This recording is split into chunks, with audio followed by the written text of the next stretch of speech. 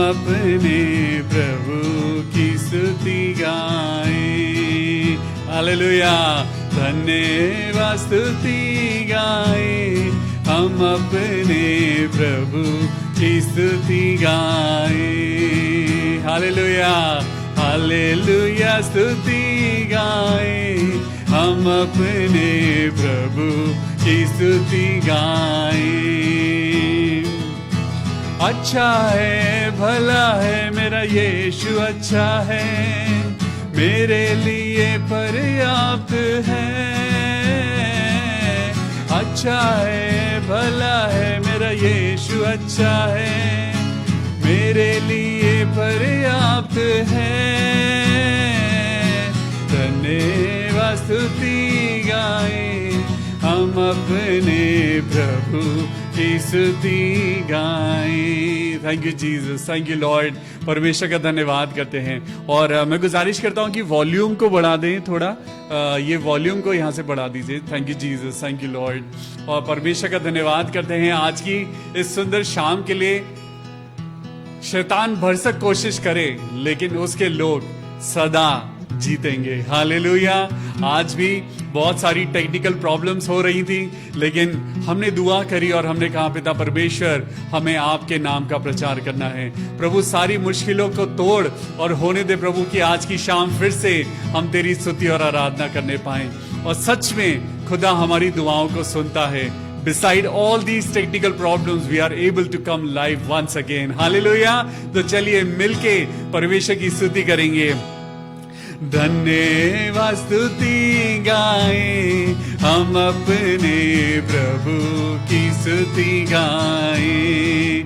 Hallelujah, hallelujah स्तुति गाएं, हम अपने प्रभु की स्तुति गाएं। अच्छा है, अच्छा है, भला है, मेरा यीशु अच्छा है, मेरे लिए पर्याप्त है।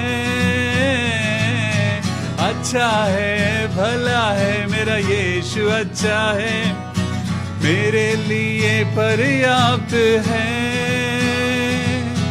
धन्यवाद स्तुति गाएं, हम अपने प्रभु की स्तुति गाएं। हालेलुया, हालेलुया स्तुति गाएं, हम अपने प्रभु की स्तुति गाएं। यरीहो जैसी बाधाएं हों, अगुवाई यीशु करेगा। यरीहो जैसी बाधाएं हों, अगुवाई यीशु करेगा। डरेंगे नहीं, घबराएंगे नहीं, स्तुति से हम जय पाएंगे। डरेंगे, डरेंगे नहीं, घबराएंगे नहीं, स्तुति से हम जय पाएंगे। धन्यवाद, धन्यवाद स्तुति गाएं, हम अपने प्रभु की स्तुति गाएं। हालेलुया, हालेलुया स्तुति गाएं, हम अपने प्रभु की स्तुति गाएं। लाल समुंदर जैसी आजमाइशें हों, यीशु तेरे आगे चलेगा। लाल समुंदर जैसी आजमाइशें हों, यीशु तेरे आगे चलेगा। विश्वास से आगे बढ़ो तुम, समुंदर में रास्ते खुलेंगे। विश्वास से, विश्वास से आगे बढ़ो तुम, समुंदर में रास्ते खुलेंगे। धन्यवाद, धन्यवाद स्तुति गाएं, हम अपने प्रभु की स्तुति गाएं। हालेलुया, हालेलुया स्तुति गाएं, हम अपने यीशु की स्तुति गाएं। शरीर प्राण और आत्मा भी मुश्किल में पड़ जाए तो, शरीर प्राण और आत्मा भी मुश्किल में पड़ जाए तो, स्तुति गीतों को गाने से प्रभु से सामर्थ मिलेगी। हालेलुया। स्तुति गीतों को गाने से प्रभु से सामर्थ मिलेगी। धन्यवाद धन्यवाद स्तुति गाएं, हम अपने प्रभु की स्तुति गाएं। हालेलुया हालेलुया स्तुति गाएं, हम अपने यीशु की स्तुति गाएं। Thank you Jesus, thank you Lord. मेरे खुदावन यीशु मसीह, हम आज की शाम इस इवनिंग डिवोशन में प्रभु अपने भाइयों और बहनों का स्वागत करते हैं और खुदा बाप आपसे दुआ करते हैं मेरे यीशु मसीह, राजाओं के राजा, मेरे पवित्र पवित्र यीशु मसीह, आज की शाम मेरे प्रभु हमें जब आपने मौका दिया है कि हम आपकी स्तुति करें, आराधना करें, तो सच में हमारा खुदावन हमको एक नई जिंदगी देना चाहता है। वो चाहता है कि वो आपको और मुझको अपने वचन के द्वारा संभाल ले। वो आपको और मुझको चाहता है कि जो जिंदगी आपके और मेरे पास है, उस जिंदगी को हम अपने खुदा के लिए इस्तेमाल करें, स्तुति करें, उसकी महिमा गाएं, उसके नाम से प्रार्थना करें, लोगों के लिए प्रार्थना करें, अपने लिए प्रार्थना करें और सबसे ज्यादा उसके वचन के द्वारा उससे बात करें। क्या आप तैयार हैं आज की शाम में परमेश्वर के वचन को सुनने के लिए? तो आइए अपनी आंखों को बंद करेंगे और दुआ करेंगे। मेरे प्रभु यीशु मसीह, हम आज की शाम प्रभु ये वक्त आपके हाथों में सौंपते हैं और दुआ करते हैं मेरे पिता परमेश्वर कि आज हमारी नहीं लेकिन आपकी मर्जी पूरी हो। मेरे प्रभु, आज जितने लोग अपने हाथों को फैलाए तो उससे प्रार्थना कर रहे हैं मेरे प्रभु, तू आज अपने बच्चों को, उनके कमजोर शरीर को ताकत दे मेरे पिता। आज होने दे पिता परमेश्वर, जो इंसान अपने हालातों से मजबूर है मेरे प्रभु, आज दुआओं के जरिए प्रभु उसको नई जिंदगी देना। आज पिता परमेश्वर जो घर टूट गए हैं, जो कि घर पिता परमेश्वर उजड़े हुए हैं, आज प्रभु हम तेरी महिमा को मांगते हैं। आज की शाम हमें तैयार कर और आज का जो हमारा टॉपिक है ट्री ऑफ लाइफ, यानी वो जीवन का वृक्ष जो आपको और मुझको आज बहुत कुछ देना चाहता है। आइए उस पेड़ के नीचे चलेंगे और उसके फलों को खाएंगे और आज परमेश्वर का वो फल जो आपको और मुझको जिंदगी देगा। आइए परमेश्वर के वचन को खोलेंगे। Praise the Lord. खुदावन यीशु मसीह नासरी के नाम में आमीन, आमीन और आमीन। Thank you Jesus. धन्यवाद प्रभु का। हम एक बार फिर से आपका स्वागत करते हैं anchor to Christ Church Dehradun की इस इवनिंग डिवोशन में, और मैं पास्टर विवियन, परमेश्वर का दास, आपका भाई, स्वागत करता हूं कि चलिए मिलके परमेश्वर के वचन के द्वारा आज कुछ आशीषों को हासिल करें। एक बार फिर परमेश्वर आपको और मुझको मौका देता है कि अपनी बाइबल, अपनी डायरी, अपना पेन और अपना दिल लेके तैयार हो जाइए, क्योंकि आज खुदावन आपको अद्भुत रीति से वो आज आपसे बात करने जा रहा है। आज परमेश्वर के वचनों को तो मैं बोलूंगा, लेकिन पवित्र आत्मा आपसे बात करेगा। पवित्र आत्मा आपसे बात करेगा। पवित्र आत्मा आपको बहुतायत की जिंदगी देगा। और सच में आज प्रभु आपके और मेरे पास वो जिंदगी का पेड़ और उससे रिलेटेड जो बातें लेकर आया है, आज उसको पढ़ेंगे। Praise the Lord. चलिए आज शुरुआत करते हैं। मैं आपको सबसे पहले लेके चलूंगा भजन संहिता, भजन संहिता और उसका पहला अध्याय।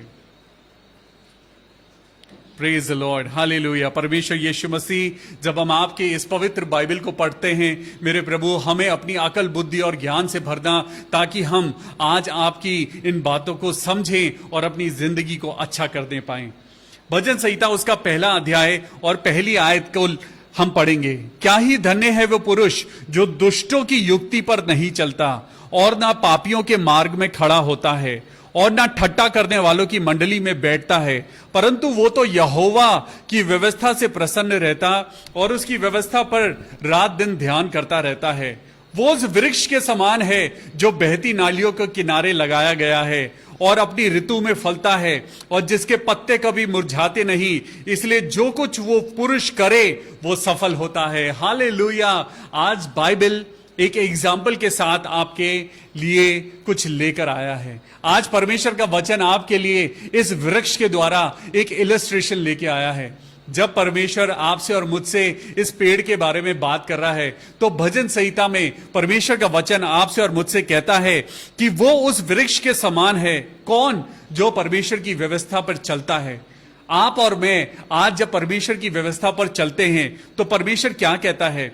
वो उस वृक्ष के समान है जो बहती नालियों के किनारे लगाया गया है और अपनी ऋतु में फलता है और जिसके पत्ते कभी नहीं मुरझाते, इसलिए जो कुछ वो पुरुष करे वो सफल होता है। हालेलुया। आज परमेश्वर एक एग्जाम्पल लेके आपके और मेरे आगे आया है। परमेश्वर ने एक छोटा पौधा लगाया और वो पौधा धीरे धीरे बड़ा होने लगा। परमेश्वर ने उसकी देखभाल करी। परमेश्वर ने अपने आप को एक माली की तरह दिखाया है, लाइक अ गार्डनर। और परमेश्वर उस पौधे की रखवाली करता है। वो पौधा धीरे धीरे बड़ा होने लगता है।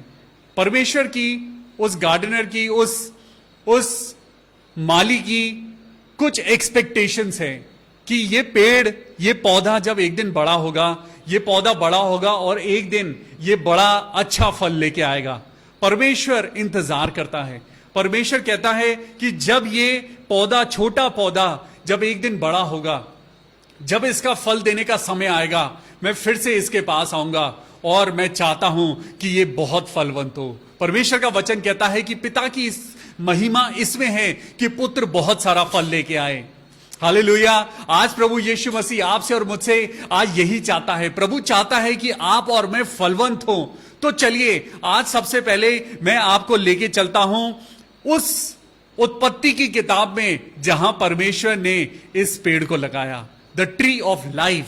ये जिंदगी देने वाला वृक्ष क्या है, ये जिंदगी आपको और मुझको कैसे मिलती है, आज इस बारे में पढ़ेंगे। Very interesting and very exciting and very life giving. चलिए मेरे साथ निकालेंगे उत्पत्ति की किताब, उत्पत्ति की किताब और उसका दूसरा अध्याय, जेनेसिस चैप्टर 2 एंड वर्स 8।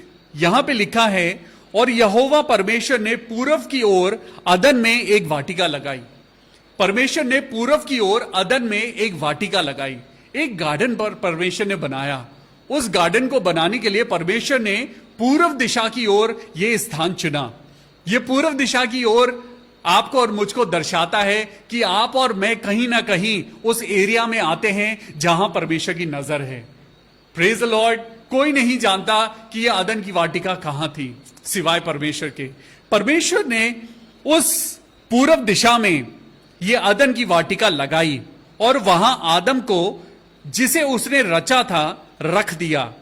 9वीं आयत में लिखा है, और यहोवा परमेश्वर ने भूमि से सब भांति के वृक्ष जो देखने में मनोहर और जिनके फल खाने में अच्छे हैं उगाए और वाटिका के बीच में जीवन के वृक्ष को लगाया। Oh wow. परमेश्वर ने बहुत सारे पेड़ों को लगाया। परमेश्वर ने सारे फ्रूट्स जो एक इंसान खा सकता है, परमेश्वर ने उन सारे फ्रूट्स को, उन सारे फ्रूट बेरिंग ट्रीज को परमेश्वर ने उस वाटिका में लगाया। लेकिन परमेश्वर ने एक बहुत ही स्पेशल काम किया। परमेश्वर ने एक स्पेशल काम किया और वहां लिखा है, और वाटिका के बीच में, यहां पे अगर आप ध्यान दें तो परमेश्वर ने सीधा वृक्ष को नहीं लगाया। यहां पे लिखा है कि जो देखने में मनोहर और जिनके फल खाने में अच्छे हैं परमेश्वर ने उगाए। God planted. परमेश्वर ने मेहनत करी। परमेश्वर ने उन सैपलिंग्स को, उन छोटे छोटे प्लांट्स को लगाया ताकि वो बड़े पेड़ बने। और परमेश्वर ने आगे एक काम किया और वाटिका के बीच में जीवन के वृक्ष को और भले या बुरे के ज्ञान के वृक्ष को भी लगाया। हालेलुया। अगर आप और मैं इसको इंग्लिश में पढ़ें, चलिए हम लोग इंग्लिश बाइबल को भी यूज करेंगे और मैं चाहता हूं हम दोनों वर्जन्स को पढ़ेंगे। हम हिंदी में भी पढ़ेंगे और इंग्लिश में भी पढ़ेंगे। आपने पढ़ा जेनेसिस चैप्टर 2 एंड वर्स 8। जब आप चैप्टर 2 को पढ़ते हैं और उसकी वर्स 8 को पढ़ते हैं, the Lord God planted a garden eastward in Eden and there he put the man whom he had formed. And out of the ground the Lord God made every tree grow that is pleasant to the sight and good for food. The tree of life was also in the midst of the garden, and the tree of knowledge of good and evil.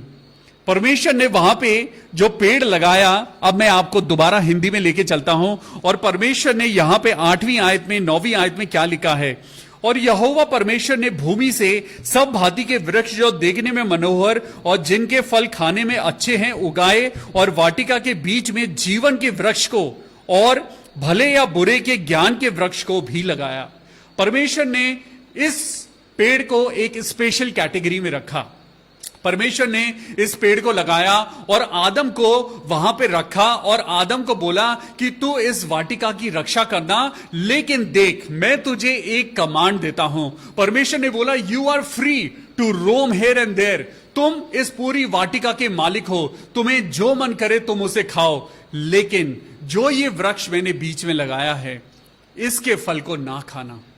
यहां पे परमेश्वर ने एक obedience की testing करी। यहां परमेश्वर ने एक चीज इंसान को कही कि बेटा बी ओबीडियंट, बी ओबीडियंट। यहां पे परमेश्वर ने चाहा था इंसान से कि इंसान अपने परमेश्वर के लिए ओबीडियंट रहे। यहां पर इंसान को कुछ नहीं पता था कि आगे क्या होने वाला है, इंसान को नहीं पता था कि क्या होगा, कुछ नहीं पता था। और इसीलिए जब आप और मैं जब अपनी जिंदगी में कुछ चीजों को नहीं जानते तो परमेश्वर के वचन को ध्यान रखिए कि तू अपनी समझ का सहारा ना लेना, वरन संपूर्ण मन से यहोवा पर भरोसा रखना। लेकिन वहां पर शैतान आया, और वहां पर शैतान आया और वो इंसान को उसने क्या कहा, अरे तू खुदा पे भरोसा मत कर, तू अपनी अकल लगा, तू खुदा पे भरोसा मत कर। खुदा ने क्या कहा है, क्या सच में खुदा ने हवा से जब शैतान ने बात करी तो उसने हवा को बहकाया, उसने हवा के दिमाग से खेलने की कोशिश करी, क्योंकि शैतान का यही काम है, वो आपको और मुझको भटकाने की कोशिश करता है। उसने हवा से कहा क्या सच में ऐसा लिखा है। जब आप आगे पढ़ेंगे चैप्टर 3 और वर्स 1, यहोवा परमेश्वर ने जितने बनेले पशु बनाए थे उन सब में सांप धूर था। उसने स्त्री से कहा क्या सच है कि परमेश्वर ने कहा तुम इस वाटिका के किसी वृक्ष के फल को ना खाना। देखिए यहां एक कॉन्ट्राडिक्शन है। परमेश्वर ने कहा था तू इस पेड़ के फल को मत खाना। सांप ने हव्वा से क्या कहा, सांप आपसे और मुझसे, शैतान आज यही बात करता है। वो वचन को तोड़ मरोड़ के बात करता है। वो आपके और मेरी जिंदगी में आपको और मुझको बहकाने की कोशिश करता है। वो आपके और मेरे रिश्तों को खराब कैसे करता है, वो आपके और मेरे मन में बातों को डालता है। अरे वो तेरे लिए ऐसा सोचता है, वो तेरे लिए ऐसा सोचती है, तू एक काम कर, तू उसकी मदद मत कर, तू उसके लिए कुछ मत कर। अरे वो तो बहुत आगे बढ़ रहे हैं, उनको तो बड़ा पैसा मिलता है, अरे मत कर, उनकी कोई मदद मत कर। लेकिन आज ये बातें परमेश्वर आपसे कहता है कि परखो कि क्या चीज सही है और क्या चीज गलत है। परमेश्वर की इस वचन के द्वारा मैं आपको यहां बताना चाहता हूं, सांप ने वहां पे क्या कहा, स्त्री से कहा क्या सच है कि परमेश्वर ने कहा तुम इस वाटिका के किसी वृक्ष के फल को ना खाना। ऐसा खुदा ने कभी नहीं कहा था, लेकिन उसने हव्वा को बहकाया, उसने स्त्री को बहकाया। यही शैतान आज आपकी और मेरी जिंदगी में कर रहा है। हम अपनी अकल का सहारा लेते हैं और हम गड्ढों में गिर जाते हैं। हम अपनी ही अंडरस्टैंडिंग के ऊपर चलने लगते हैं। हम परमेश्वर का हाथ छोड़ देते हैं। हम परमेश्वर की मौजूदगी को महसूस नहीं करते। हम परमेश्वर की प्रेजेंस को अपनी जिंदगी में लागू ही नहीं होने देते। और जब हमारी जिंदगी में परेशानियां आती हैं तो हम खुदा को कोसने लगते हैं। लेकिन आज परमेश्वर आपसे और मुझसे एक बात करता है। चलिए मेरे साथ निकालेंगे नीति वचन उसका 3रा अध्याय, नीति वचन और उसका 3रा अध्याय निकालेंगे। यहां परमेश्वर आपसे और मुझसे कहता है, कुछ कहता है और वो हम खुद पढ़ेंगे। नीति वचन 3 का हम पढ़ेंगे 5। नीति वचन 3 का 5, तू अपनी समझ का सहारा ना लेना, वरन संपूर्ण मन से यहोवा पर भरोसा रखना। 6ठी आयत, उसी को स्मरण करके सारे काम करना, तब वो तेरे लिए सीधा मार्ग निकालेगा। हालेलुया। क्या आप परमेश्वर को हर काम में याद करते हैं? क्या आप परमेश्वर को याद करते हैं? क्या आदम ने हव्वा की बात सुनने से पहले क्या उसने परमेश्वर को याद किया? क्या उसे याद आया कि परमेश्वर ने यह फल खाने के लिए मना किया था? लेकिन तब भी वो बहकाया गया। वो परमेश्वर की समानता और स्वरूप में बनाया गया था, लेकिन तब भी वो बहकाया गया। आज परमेश्वर आपको और मुझको इस ट्री ऑफ लाइफ, इस जीवन के वृक्ष में से वो आज आपको और मुझको चाहता है कि हम अक्ल पाएं। आज परमेश्वर चाहता है कि हमारी जिंदगी में हमें परमेश्वर की समझ मिले। आज दुनिया में ज्ञान बहुत है, लेकिन आज परमेश्वर की समझ की कमी है। आज परमेश्वर की जो समझ आपको और मुझको मिलनी चाहिए, वो समझ हमारे अंदर नहीं है।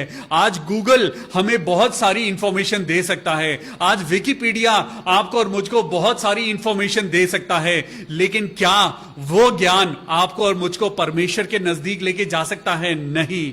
लेकिन जो ज्ञान आपको परमेश्वर का वचन देगा, वो परमेश्वर का वचन आपको और मुझको परमेश्वर की नजदीकी में लेके जाएगा। हालेलुया। वहां अब्राहम और इजाक और याकूब ने क्या करा? उन्होंने अपनी समझ का सहारा ना लिया। आज अब्राहम फादर ऑफ नेशंस वो क्यों कहलाया जाता है? वो विश्वास का मूल पिता क्यों कहलाया जाता है? क्योंकि बुढ़ापे की संतान को उसने परमेश्वर की एक आवाज में सैक्रिफाइस करने के लिए मान गया। आज परमेश्वर आपसे और मुझसे भी यही चाहता है कि उस पेड़ के नजदीक आओ। लेकिन आज वो पेड़ कहां है? आज वो अदन की वाटिका कहां है? आज वो आराम कहां है? अरे वो सब तो शैतान ने आपकी और मेरी जिंदगी से चुरा लिया है। शैतान ने आपकी और मेरी जिंदगी से वो अदन की वाटिका चुरा ली है। वो जीवन जो परमेश्वर ने आपको और मुझको दिया था, जिसमें मृत्यु नहीं थी, वो जीवन आज शैतान ने चुरा लिया है। जिस जीवन में बीमारी नहीं थी, जिस जीवन में कोई टेंशन नहीं थी, कोई जेलसी नहीं थी, कोई एंजाइटी नहीं थी, आज क्या ही मनोहर बात है कि भाई लोग आपस में बिल्कुल भी मिले हुए नहीं हैं। ओ हालेलुया। परमेश्वर का वचन आज फिर से मैं आपको याद दिलाता हूं। परमेश्वर का वचन कहता है क्या ही मनोहर बात है कि भाई लोग आपस में मिले रहें, लेकिन क्या करें? हम परमेश्वर की बातों को सुनते तो हैं, लेकिन ग्रहण नहीं कर पाते, क्योंकि शैतान पहले ही आके आपके जीवन के वृक्ष के पास जाने का रास्ता उसने पहले ही बंद कर दिया है। आज पढ़िए मेरे साथ परमेश्वर का वचन क्या कहता है। चैप्टर 3 एंड वर्स 18, नीति वचन चैप्टर 3 वर्स 18, जो बुद्धि को ग्रहण कर लेते हैं उनके लिए वो जीवन का वृक्ष बनती हैं, और जो उसको पकड़े रहते हैं वो धन्य है। हालेलुया। आज खुदावन यीशु मसीह के द्वारा, उसके बलिदान के द्वारा, आज उसके बलिदान के द्वारा हम परमेश्वर की नजदीकी में आ सकते हैं। आज यीशु मसीह के क्रूस पे मारे जाने के कारण आज हमारी प्रार्थना खुदा सुनता है। आज यीशु मसीह के लहू बहाने के कारण, उसकी मृत्यु और मुर्दों में से जी उठने के कारण आज परमेश्वर और इंसान के बीच की खाई आज पट गई है। आज उसके और हमारे बीच में जो गैप आ गया था, उस गैप को यीशु मसीह ने खत्म कर दिया है। परमेश्वर का वचन कहता है जो बुद्धि को ग्रहण कर लेते हैं उनके लिए वो जीवन का वृक्ष बनती है। आज उस पेड़ को देखिए, वो पेड़ जो एक एग्जाम्पल है, जो इलिस्ट्रेशन है कि अगर आपको बहुत धूप लग रही है, आप एक ऐसी जिंदगी से गुजर रहे हैं जिसमें सूर्य आज आपको जला रहा है, आज परेशानियां आपको जला रही हैं, और आपको रास्ते में चलते चलते, अपनी जिंदगी के रास्ते में चलते चलते, जो एक रेगिस्तानी जिंदगी है जिसमें जमीन भी जल रही है और आसमान से भी आग गिर रही है। आपकी और मेरी जिंदगी आज कैसी है कि आसमान से भी आग बरस रही है और जमीन से भी आग निकल रही है, और आप और मैं, हमारा गला प्यास के मारे सूखा जा रहा है। लेकिन परमेश्वर एक हमारे लिए एक जीवन का वृक्ष बन के आता है, वो एक आशा बन के आता है। और यहां पे परमेश्वर का वचन क्या कहता है? जो बुद्धि को ग्रहण कर लेते हैं उनके लिए वो जीवन का वृक्ष बनती है। आज शैतान ने वो चीजें जो आपसे और मुझसे चुरा ली हैं, आज परमेश्वर की बुद्धि के द्वारा, परमेश्वर के इस पवित्र वचन के द्वारा वो जीवन का वृक्ष आपका इंतजार कर रहा है। हालेलुया। चलिए मैं आज आपको बताता हूं, परमेश्वर ने जो ये ट्री ऑफ लाइफ लगाया, जब आदम ने पाप किया, आदम और हव्वा ने पाप किया, तो परमेश्वर ने आदम को उस अदन की वाटिका से निकाल दिया, अदन की वाटिका से निकाल दिया। तो आज वो पेड़ कहां है? आज वो पेड़ कहां है? तो चलिए मेरे साथ निकालेंगे रेवलेशंस, प्रकाशित वाक्य और उसका चैप्टर 22। मैं आपको बताता हूं परमेश्वर का वचन आज आपको और मुझको क्या कहता है कि दोबारा उस पेड़ को ढूंढो, उस जीवन के वृक्ष को ढूंढो। आज परमेश्वर कह रहा है वो कहीं और नहीं, वो तुम्हारे पास है। तो चलिए आज निकालेंगे प्रकाशित वाक्य और चैप्टर 22। फिर पहली वर्स से पढ़ेंगे। उसने मुझे बिल्लौर की सी झलकती हुई जीवन के जल की नदी दिखाई, जो परमेश्वर और मेमने के सिंहासन से निकलकर उस नगर की सड़क के बीचों बीच बहती थी। नदी के इस पार और उस पार जीवन का वृक्ष था। हालेलुया! वो वृक्ष सूख नहीं गया है, जीवन का वृक्ष मर नहीं गया है। वो परमेश्वर के हाथों के लगाए हुए वो वृक्ष आज भी आपका इंतजार कर रहे हैं। वो जीवन का वृक्ष आज भी आपका इंतजार कर रहा है। लेकिन परमेश्वर क्या कह रहा है? परमेश्वर कह रहा है जब तक तुम पवित्र नहीं बनोगे, तुम उस वृक्ष के नजदीक नहीं आ सकते। जब तक तुम्हारे अंदर जेलसी है, जब तक तुम्हारे अंदर अभिमान है, जब तक तुम्हारे अंदर संसार की गलत बातें हैं, तुम कभी भी अपनी आंखों से उस वृक्ष को नहीं देख सकते। वो वृक्ष कहां है? नदी के इस पार और उस पार जीवन का वृक्ष था। उसमें 12 प्रकार के फल लगते थे और वो हर महीने फलता था। हालेलुया! और उस वृक्ष के पत्तों से जाति जाति के लोग चंगे होते थे। आज खुदावन यीशु मसीह यही तो कह रहा है, आज परमेश्वर का वचन यही तो कह रहा है कि उस वृक्ष के नजदीक आओ जो जीवन का वृक्ष है। उसके पत्ते तुम्हारे लिए औषधि हैं और इस पेड़ में 12 महीने फल लगते हैं। और परमेश्वर तुमसे यही कहता है, बी फ्रूटफुल, बी फ्रूटफुल। जब तक आप परमेश्वर के वचन को नहीं पढ़ेंगे, आप और मैं फ्रूटफुल नहीं हो सकते। आज परमेश्वर आपसे और मुझसे क्या कहता है कि ये विजडम आपकी और मेरी जिंदगी में कैसे आती है? Wisdom comes through obedience। अगर आदम ने उस समय अगर परमेश्वर को याद किया होता और वो ओबीडियंट रहा होता, wisdom comes through obedience। Obedience teaches or imparts honor, and honor open the sky of blessings। Hallelujah! जब आप परमेश्वर का आदर करते हैं तो आसमान की सारी बरकतें आपका आदर करने लगती हैं। जब आप परमेश्वर के पद चिन्हों पे चलने लगते हैं, जब आपका स्वभाव परमेश्वर जैसा होने लगता है और आप परमेश्वर की बातों पे चलने लगते हैं, आप ऑटोमेटिकली जीवन के वृक्ष के नजदीक आ जाते हैं। यहां पे लिखा है वो जीवन का वृक्ष, उसमें 12 प्रकार के फल लगते हैं। ये 12 प्रकार के फल और कुछ नहीं, ये 12 महीने हैं जो परमेश्वर कहता है अगर तुम परमेश्वर की बातों पे चलोगे, 12 महीने you will be fruitful. These 12 months of a year you will be fruitful. क्या एक पेड़ में 12 फल लग सकते हैं? जो कार्य इंसान से नहीं हो सकता वो परमेश्वर के द्वारा पॉसिबल है। आज परमेश्वर आपको कहता है कि अगर तुम परमेश्वर के द्वारा फलवंत होना चाहते हो तो जीवन के वृक्ष के नजदीक आओ, अपने आप को परमेश्वर की नजदीकी में लेके आओ, अपने आप को आज उस वृक्ष के नजदीक लेके आओ। चलिए मेरे साथ, जब आपने प्रकाशित वाक्य खोला है तो आप निकालिए चैप्टर 2, प्रकाशित वाक्य chapter 2। Thank you Jesus, thank you Lord, hallelujah. और यहां पे चैप्टर 2 वर्स 7 में लिखा है, जिसके कान हो वो सुन ले कि आत्मा कलीसियाओं से क्या कहता है। जो जय पाए मैं उसे उस जीवन के पेड़ में से जो परमेश्वर के स्वर्ग लोक में है फल खाने को दूंगा। Hallelujah, praise the Lord. आज परमेश्वर कहता है जो जय पाए, आज आपको शैतान का सामना करना है, आज आपको अपने अंदर से उन गलत चीजों को निकालना है और अपने आप को जयवंत बनाना है। आज आप विश्वास करते हैं ना कि परमेश्वर आपके साथ है, तो आपको कर्म भी करना पड़ेगा, क्योंकि विश्वास कर्म बिना अधूरा है। अगर आप जीवन के वृक्ष में से खाना चाहते हैं, अगर आप चाहते हैं, क्योंकि परमेश्वर रेडी है, परमेश्वर रेडी है आपको जीवन के वृक्ष में से खिलाने के लिए। वो जीवन का वृक्ष कहीं और नहीं, वो स्वर्ग लोक में है, क्योंकि मैं नहीं, परमेश्वर का वचन बताता है जो जय पाए मैं उसे उस जीवन के पेड़ में से जो परमेश्वर के स्वर्ग लोक में है फल खाने को दूंगा। हालेलुया। आज आपको जीतने की जरूरत है, आज आपको शैतान को हराने की जरूरत है, है। परमेश्वर ने आपके लिए एक बड़ा प्रतिफल रखा है। परमेश्वर कहता है जिस फल को आदम नहीं खा पाया, जिस फल को आदम और हव्वा के लिए परमेश्वर ने रखा था, लेकिन उसकी डिसओबीडियंस की वजह से वो नहीं खा पाया, परमेश्वर क्या कहता है? परमेश्वर कहता है जो जय पाए मैं उसे जीवन के वृक्ष का फल खिलाऊंगा। हालेलुया।